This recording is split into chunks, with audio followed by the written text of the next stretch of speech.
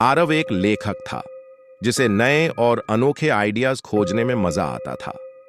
एक दिन वह पुराने बाजार में घूमते हुए एक छोटे स्टॉल पर गया। वहां उसकी नजर एक अजीब तरह के पेन पर पड़ी। पेन काले रंग का, पुराना और थोड़ी सी चमक के साथ अजीब नक्काशी वाला था। स्टॉल वाला बुजुर्ग आदमी मुस्कुराते हुए बोला, "यह पेन आम नहीं है। इसे लेने वाले को अपनी चाहत और डर का सामना करना पड़ता है।" आरव ने हंसते हुए कहा, "मुझे डरावनी चीजों में मजा आता है, यही चाहिए।" और पेन खरीद लिया। जैसे ही उसने पेन उठाया, उसे हल्की सी ठंडी हवा महसूस हुई। आरव ने उसे अपनी डायरी में लिखा और देखा कि पेन की स्याही धीरे धीरे खुद ही चमकने लगी। अगले दिन आरव ने पेन से कुछ कहानी लिखना शुरू किया।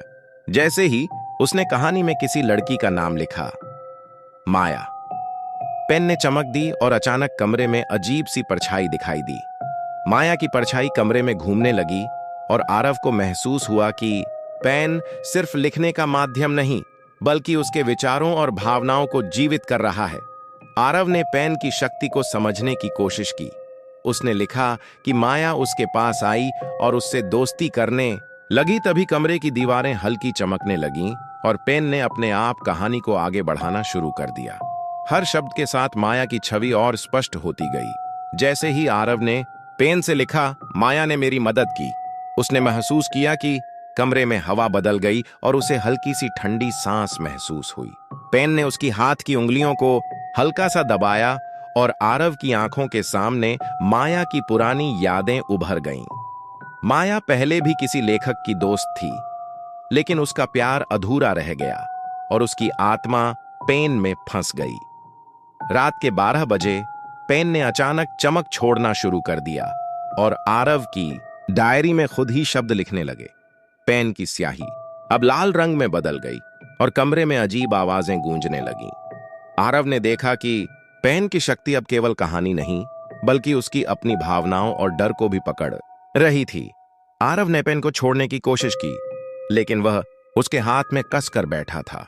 तभी माया की परछाई उसके पास आई और धीरे से बोली, "अगर तुम मेरी कहानी पूरी करोगे और मेरी आत्मा को शांति दोगे तो मैं मुक्त हो जाऊंगी।"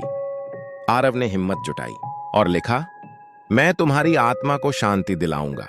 जैसे ही उसने लिखा, पेन ने हल्की चमक छोड़ी और कमरे की पुरानी किताबों से अजीब परछाइयां उठने लगीं। माया की यादें, उसके अधूरे प्यार और उसकी उदासी धीरे धीरे स्पष्ट होने लगी। आरव ने महसूस किया कि पेन सिर्फ डराने का माध्यम नहीं है, बल्कि यह उसे माया की दुखभरी मोहब्बत और उसकी अधूरी कहानी दिखा रहा है। पेन ने उसकी उंगलियों को धीरे धीरे कहानी की अंतिम लाइन की ओर खींचा। जैसे ही उसने लिखा, "माया अब मुक्त है", कमरे में अचानक ठंडी हवा के साथ चुप्पी छा गई। पेन की चमक फीकी पड़ गई, लेकिन उसकी पकड़ अभी भी हल्की सी थी। माया की परछाई मुस्कुराते हुए धीरे धीरे हवा में विलीन हो गई। आरव ने महसूस किया कि पेन ने उसे डर, रोमांस और रहस्य की सबसे गहरी कहानी दिखाई थी। यह रात उसे जीवन भर याद रहेगी। उसने तय किया कि वह पेन को संभालेगा और इसकी शक्ति का उपयोग सिर्फ अच्छाई और कहानियों के लिए करेगा। रात की चुप्पी में पेन उसकी डायरी में खुद ही चमकता रहा, जैसे कह रहा हो, "कहानी अभी खत्म नहीं हुई, मेरी असली रहस्य अभी खुलना बाकी है।"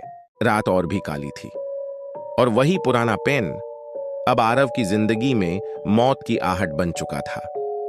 जब उसने उस पेन को जमीन पर फेंका था तो उसे लगा था कि अब सब खत्म हो जाएगा, लेकिन अगली ही रात पेन अपने आप उसके स्टडी टेबल पर रखा मिला, बिल्कुल उसी जगह जैसे किसी ने उसे बहुत प्यार से वहां रखा हो। आरव का माथा ठंडे पसीने से भीग गया। उसने कमरे का दरवाजा बंद कर रखा था, कोई अंदर नहीं आया था, फिर भी वो पेन वहां कैसे पहुंचा? उसने डरते हुए पेन उठाया। पेन हल्का नहीं था, ऐसा लग रहा था जैसे किसी अदृश्य हाथ ने उसे कसकर पकड़ा हुआ हो। तभी पीछे से दरवाजे पर जोर से दस्तक हुई, 3 बार। ठक ठक ठक। आरव डर के मारे कुर्सी पर ही जम गया। उसने धीरे से दरवाजा खोला। बाहर कोई नहीं था, लेकिन फर्श पर एक काली स्याही की लकीर बन चुकी थी और वो लकीर कमरे के अंदर आ रही थी। जब उसने मुड़कर देखा तो वो लकीर सीधे पेन के नीचे जाकर खत्म हो रही थी। अचानक पेन अपने आप हवा में उठा और कमरे की दीवार पर कुछ लिखने लगा। मुझे अधूरा छोड़कर कोई नहीं जा सकता। ये वही लाइन थी जो पिछली बार भी नोटबुक में अपने आप लिखी थी, लेकिन इस बार दीवार पर स्याही से उकेरी जा रही थी, जैसे कोई बदला लेने वाला भूत अब जिंदा हो उठा हो। पेन घूमते घूमते सीधा आरव की तरफ मुड़ा। स्याही से एक चेहरा बन गया, आधा इंसान और आधा राख जैसा डरावना। आरव दरवाजे की तरफ भागा, लेकिन जैसे ही उसने हैंडल पकड़ा, हैंडल ठंडे बर्फ जैसा जम गया। किसी ने अंदर से दरवाजा बंद कर दिया था। वो अब कमरे में फंस चुका था। तभी उसकी किताबों में से एक पुरानी डायरी खुद ब खुद खुल गई। उस पर वही नाम लिखा था, आर्या। आर्या, एक अनजान नाम जिसे आरव ने पहले कभी नहीं सुना था, लेकिन डायरी के हर पेज पर वही पेन से लिखा था, आरव, तुम मेरे हो, अब सिर्फ मेरे। अचानक बिजली चली गई। पूरा घर अंधेरे में डूब गया। पेन फिर से चमकने लगा और हवा में किसी लड़की की हंसी गूंजने लगी। वो हंसी इंसान की नहीं थी, वो किसी मरे हुए की थी, ठंडी, सिहरन भरी और नजदीक आती जा रही थी। आरव कांपते हुए कोने में छिप गया। तभी उसकी गर्दन के पीछे किसी ठंडी चीज का स्पर्श हुआ। वो वही पेन था, लेकिन अब पेन हाथ में नहीं, हवा में तैरते हुए उसके गले के पास घूम रहा था, जैसे किसी की अदृश्य उंगलियां उसे पकड़े हों। आरव, एक धीमी और भूतिया आवाज गूंजी। मुझे याद है, तुमने मुझे आखिरी बार इसी पेन से लिखा था। अब मैं तुम्हारे लहू से लिखूंगी। अगले ही पल वो पेन तेजी से घूमता हुआ दीवार पर लहू से कुछ लिखने लगा। दूसरा अध्याय शुरू हो चुका है। आरव चीखने ही वाला था कि अचानक उसके कमरे की दीवार में एक दरार सी बनने लगी और उस दरार के भीतर से एक लड़की का साया धीरे धीरे बाहर आने लगा। उसके बाल जमीन तक फैले थे, चेहरा आधा सड़ा हुआ और आंखें काली, स्याही से भरी हुई। वो आर्या थी। पेन अब आरव के हाथ में था, लेकिन उसने पकड़ा नहीं था। पेन अपने आप उसकी उंगलियों में घुस गया और फिर वो आवाज आई, अब तुमसे कोई नहीं बचा सकता। कमरा बंद हो चुका था, दरवाजा गायब और चारों ओर वही हंसी गूंज रही थी। अगली रात उस कमरे से सिर्फ एक पेन बाहर आया, जो अब लहू में डूबा हुआ था। सुबह का सूरज धीरे धीरे उस पुराने घर की दीवारों पर चढ़ने लगा था, लेकिन आरव के कमरे में अंधेरा जस का तसबना हुआ था। पुलिस और पड़ोसियों ने दरवाजा तोड़कर अंदर झांका। कमरे की हर दीवार पर लाल स्याही और खून के अजीब निशान बने थे और टेबल पर रखा वही काला पेन अब सूख चुके खून में लिपटा था। आरव का कोई अता पता नहीं था, बस दीवार पर बड़ी बड़ी टेढ़ी लिखावट में लिखा था, कहानी अभी खत्म नहीं हुई। 3 दिन बीत गए। उस घर को सील कर दिया गया, लेकिन तीसरी रात पास के मोहल्ले में एक और अजीब हादसा हुआ। एक कॉलेज स्टूडेंट कृष्णा अपने रूम में पेन मिलने के बाद अचानक लापता हो गया। ये वही पेन था, वही डरावनी स्याही, वही वजनदार ठंडी पकड़। कृष्णा ने पेन उठाते ही अपने कानों में एक अजीब सी सरसराहट सुनी। अब तुम मेरी अगली कहानी हो। उसने झटके से पेन फेंका, लेकिन पेन वापस उसकी जेब में पहुंच गया। उसे लगा शायद वह सपना देख रहा है, लेकिन तभी कमरे की खिड़की अपने आप खुल गई और तेज ठंडी हवा अंदर आई। कमरे में रोशनी झिलमिलाने लगी और दीवार पर वही नाम उभरा, आर्या। कृष्णा के पैरों के नीचे से जमीन मानो खिसक गई। अचानक पेन खुद ब खुद नोटबुक पर लिखने लगा, मैं आरव को ले चुकी हूं, अब तुम्हारी बारी है।